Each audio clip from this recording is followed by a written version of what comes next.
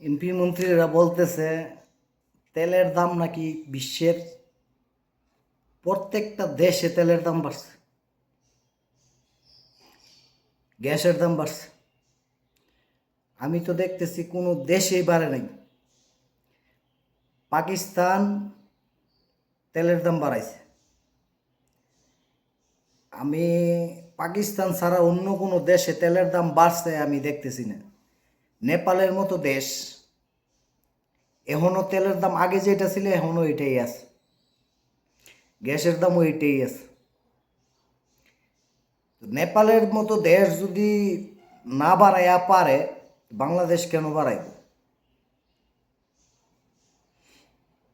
বাংলাদেশে সব কিছুই মজুদ আছে, তেলও মজুদ আছে, গ্যাসও মজুদ আছে, কিন্তু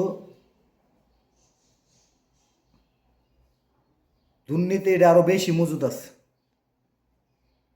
যারা গভর্নমেন্টে আছে, গভর্নমেন্টে যারা কাজ করতেছে, ওরা এই দুর্নীতির সাথে জড়িত, এরাই মজুদ রাখছে, মজুদ রাইকে সেটা সংকট তৈরি করছে, তৈরি করে সেটা এটার দাম বাড়াইছে। পেট্রোল পাম্পে গেলে পেট্রোল ফানা। বাংলাদেশে তো পেট্রোলের কোনো অভাব নেই,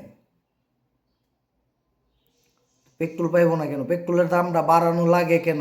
পেট্রোল তো বাইরে থেকে কিনতে হয় না আমাদের। পেট্রোল অকটেন তো বাইরের থেকে কিনতে হয় না, আমার নিজের দেশের তৈরি হইতেছে এটা। তো এটা কেন বাড়বো? গ্যাস কোনো দেশে বাড়ে নাই গ্যাসের দাম। বাংলাদেশও 2বারে 500 টাকার উপরে গ্যাসের দাম বাড়ানো হয়েছে। জনগণ কি করে খাইব?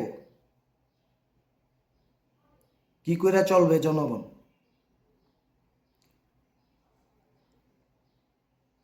জনগণের বাস দিবার লিগে বয়া লইছে।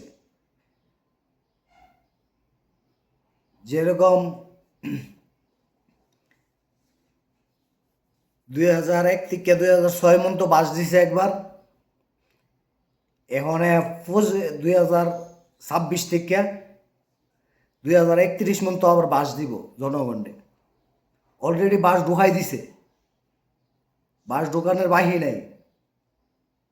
জনগণের ফুটকি দেয় বাস ঢোকানোর বাহি নাই। যদি 4টা গাইড থেকে থাকে 2টা গাইড ঢুকাইছে, আর 2টা গাইড বাকি আছে জনগণের ঢুকানের।